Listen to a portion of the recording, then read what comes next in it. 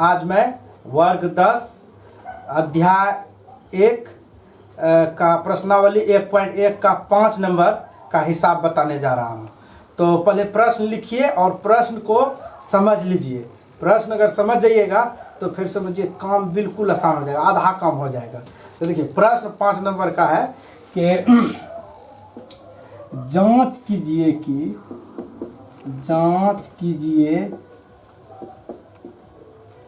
कीजिए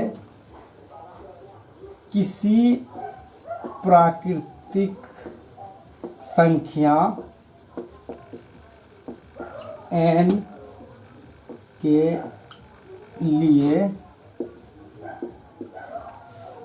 के लिए संख्या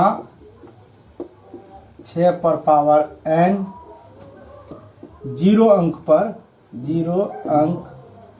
पर समाप्त होती है। सिद्ध करना करा है, जांच कीजिए। तो देखिए सबसे पहले इस प्रश्न को पढ़ के एक बार समझते हैं हम लोग आखिर प्रश्न क्या कहता है। क्या होता है क्या है कि बच्चा प्रश्न लिख लिया, प्रश्न ही समझ में नहीं आया क्या करने के लिए करें, क्या बनाना है, तो फिर हिसाब आगे का बनेगा ही नहीं, या बन भी जाएगा तो वो समझ में नहीं आएगा। तो देखिए जैसे कि संख्या 6 पर पावर n है, तो इसका जो है क्या अर्थ होता है, ये लगता है कि मतलब इसी जगह जो है समझ में थोड़ा नहीं आया प्रश्न, तो फिर बनेगा नहीं हिसाब बनेगा नहीं। तो आप पहले हिसाब को समझ लीजिए। देखिए बताते हैं 6 पर पावर n, इसका मतलब क्या हुआ, पहले इसको हम लोग रफ में समझेंगे और प्रश्न को क्या कर रहा है उसका दूसरे उदाहरण देकर मैं रफ में मैं अभी समझाऊंगा। फिर देखिएगा अपने आप आपका हिसाब बन जाएगा, अपने आप हिसाब बन जाएगा। देखिए सबसे पहले हम लोग प्रश्न को समझते हैं पहले रफ में। 6 पर पावर n, इसका मतलब जैसे देखिए 6 पर पावर n है तो n पावर है, n क्या है यहाँ पे लिखा गया किस प्राकृतिक संख्या n के लिए। तो n प्राकृतिक संख्या है। प्राकृतिक संख्या आप लोग को मालूम है कहाँ शुरू होता है, 1 2 3 अनंत तक जाता है। तो n के जगह कुछ भी ले सकते हैं, जैसे 6 पर पावर 2 ले लिए, ठीक है। n के जगह क्या ले लिए, 2 ले लिए। तो ये संख्या बन गया। इसको तो हम लोग कितना बार n बार कितना गुना करें, इसके बदले में हम क्या लिए, 2 लिए। तो 2 इसको 6 पर पावर 2, तो 6 पर पावर 2 लिए तो इसका अर्थ कितना होगा, देखिए तो 6 पर पावर 2 का अर्थ कितना होगा 36 होगा। तो यही मतलब है यहाँ पे कि 6 पर पावर 2 लिखा हुआ है। तो ये क्या, यह संख्या 0 अंक पर समाप्त होगा, यह संख्या 0 अंक पर समाप्त होगा क्या।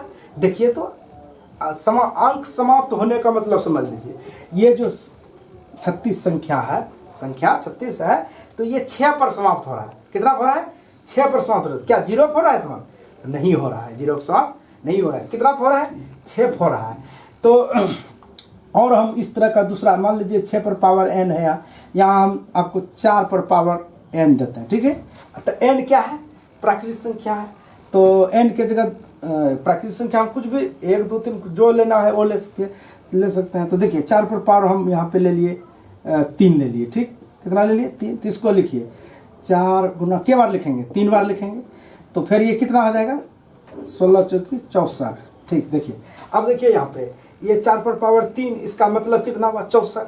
तो या तो 4 पर पावर 3 बोलिए या 64 बोलिए, दोनों बात क्या है, एक ही है। लेकिन ये संख्या क्या 0 पर समाप्त हुआ, ये संख्या क्या कौन अंक पर समाप्त हुआ, 0 पर, तो नहीं। आप देख रहे हैं कौन चीज समाप्त हुआ, 4 पर समाप्त हुआ। तो वही कह रहा है इसमें, वही चीज देखिए क्या है कि इस प्रश्न के लिए संख्या 6 पर पावर n 0 अंक पर समाप्त होती है क्या, यही बात कर रहा है, क्या होती है। प्रश्न फिर जांच कीजिए किसी प्राकृतिक संख्या n के लिए संख्या इतना पर समाप्त होती है या नहीं होती, इसी चीज को जांच करना है। तो आप निश्चित रूप से इस उदाहरण से समझे होंगे। अगर नहीं समझे तो फिर मैं बताऊंगा। देखिए मान लीजिए यहाँ लिख दिए 1240। अब देखिए तो किस अंक पर समाप्त होता है, ये संख्या किस अंक पर समाप्त होगी, तो 0 पर। हाँ तो ये 0 पर हो गया। अगर इसमें भी 0 आ जाएगा तो लिखेंगे 0 पर समाप्त हो गई। नहीं अगर आती है तो क्या कहेंगे, 0 पर समाप्त नहीं होता है। तो अब देखिए 0 पर समाप्त कब होगा, थोड़ा सा ये भी ध्यान दीजिए। अच्छा ये थोड़ा और इससे हम छोटा संख्या लेते हैं, जैसे कि मान लीजिए ले लिए 120 लिए, तो ये संख्या 0 पर समाप्त हुआ है या नहीं? हाँ हुआ है। कितना समाप्त हुआ? 0 समाप्त।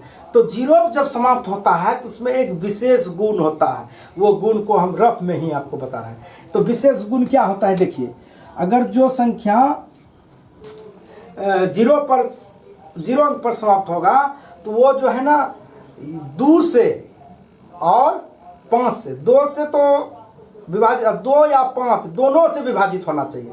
वो क्या होगा? 2 और 5 दोनों संख्या से विभाजित हो जाएगा।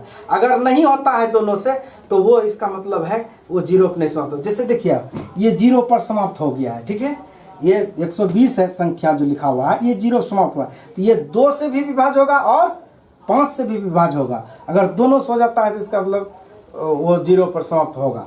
देखिए 2 से हो रहा है कि नहीं? 2 से ये कट जाता है 60 बार में। अब 5 से देखिए कटता है कि नहीं? 5 से भी कट जाता है, 5 दूना 10, 5 20, दोनों से कट गया, तो इसका मतलब सच में ये 0। यानी कि जो संख्या, जो कोई भी संख्या यदि 2 और 5 दोनों से विभाजित हो जाता है तो वो 0 अंक पर वो संख्या समाप्त हो जाएगी, अन्यथा नहीं होगा। जैसे मान लीजिए कि 125 है, 125 देखिए 2 से कटता है, 5 से कट रहा है, 5 से विभाजित हो जाएगा, लेकिन ये देखिए 5 से होता है 125, लेकिन ये 0 समाप्त हुआ नहीं हुआ, क्योंकि सिर्फ 5 से विभाजित रहा है, 2 से नहीं। तो आप क्लियर हो गया कि जो कोई भी संख्या यदि वह 0 अंक पर समाप्त होती है तो वो 2 से और 5 से दोनों से विभाज्य होगी। ठीक है, ओके, समझ गए हमें? तो आप उसी तरह इसमें भी समझिए कि 6 पर पावर n है, n यहाँ पे जो है व्यापक रूप में लिया गया है, 6 पर पावर n अंक क्या 0 पर समाप्त होगी? तो यही प्रश्न को हम लोग जांच करेंगे। और यहाँ पे आप समझ गए कि इससे स्पष्ट हो गया कि जो 2 से और 5 से विभाज्य का मतलब हुआ कि उस संख्या में, जैसे ये 120 था, तो 120 में 0 समाप्त हुआ, तो 120 के अभाज्य गुणनखंड जब हम लोग करेंगे तो उसमें 2 और 5 जो है, 2 और 5 अवश्य शामिल होगा। यानी 2 की घात, 2 अधिक भी रह सकते हैं, 5 भी अधिक, तो इसलिए हम लोग उसको ऐसे बोलते हैं 2 की घात और 5 की घात अवश्य सम्मिलित होगा, और कुछ रहेगा, लेकिन उसके साथ साथ भी 2 की घात और 5 की घात निश्चित रूप से उसमें जो है शामिल होगा। अगर उसी तरह इसमें जैसे 0 समाप्त हुआ तो 2 की घात और 5 की घात अवश्य ही शामिल होगा। उसी तरह हम लोग देखेंगे कि 6 पर पावर n के अगर हम अभाज्य गुणनखंड करेंगे तो 2 की घात और 5 की घात अगर इस गुणनखंड में आ जाता है तो 0 पर समाप्त होगा, और नहीं आता है तो हम लोग कह देंगे कि जांच के बाद पता चल जाएगा कि वो नहीं, तब तो ये 0 पर समाप्त नहीं होगी। तो चलिए, अब आप लोग यहाँ से समझ गए। अब इसको, इस चीज़ को लिखना समझ गए तो अब लिखना तो आसान है। यानी यही हम लोग निष्कर्ष, ये इस निष्कर्ष पर पहुँचे कि कोई भी संख्या जो है ना 0 अंक पर समाप्त होगा यदि उसके अभाज्य गुणनखंड में क्या हो, 2 की घात और 5 की घात अवश्य शामिल हो, तो वह 0 अंक पर समाप्त हो जाएगा। तो अब समझ गए, तो अब इसको लिखना तो आसान है। तो हम लोग अब लिखने के लिए तो समझ गए तो लिख देते हैं। लिखिए, जैसे कि हल लिखेंगे, हल लिख के क्या लिखते हैं देखिए। तो संख्या जो है, संख्या क्या 6 पर पावर n 0 अंक पर समाप्त होगी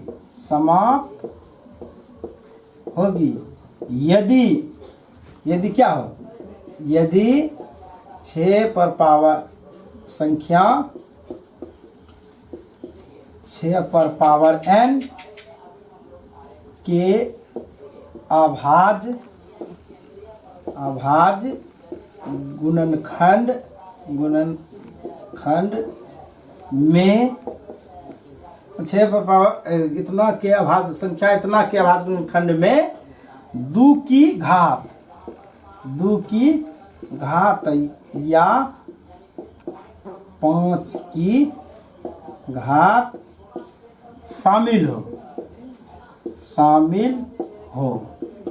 अब देखिए 2 की घात, अब हम लोग इसका आवाज बन, इसलिए इसका लिखते हैं जबकि क्या होता है इसका आवाज गुणनखंड तो समझ ही रहे, जबकि अंकगणित की आधारभूत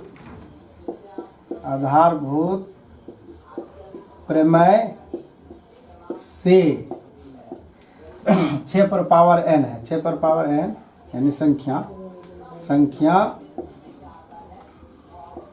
6 पर पावर n बराबर, इसका गुणनखंड कर दीजिए भाग में, तो 2 गुना 3 पर पावर n हो जाएगा। यानी देखिए 6 को लिखे 2 गुना 3 यानी 6 के बराबर हो गया, इस पर पावर n है तो n दे दिए, या इसको ऐसे भी लिख सकते हैं क्योंकि ब्रैकेट के अंदर में है तो n दोनों पर है, यानी 2 पर पावर n गुना 3 पर पावर n। तो आधारभूत प्रमेय से अब देखिए अंकगणित की आधारभूत प्रमेय आप लोग पहले भी जान चुके हैं कि जो अंकगणित की आधारभूत प्रमेय क्या है कि किसी भी संख्या जब अभाज्य गुणनखंड के रूप में लिखते हैं और इस बात पर बिना ध्यान दिए हुए कि किस क्रम में लिख रहे हैं तो उस पर बात पर ध्यान नहीं देते हैं तो वो अद्वितीय होता है, यानी कि उसमें और दूसरा कोई चीज़ शामिल नहीं होगा। तो इसका अभाज्य गुणनखंड में जो क्या क्या आया 2 की घात और 3 घात, अब तीसरा कोई बात आएगा ही नहीं आएगा, तो इतना ही आएगा।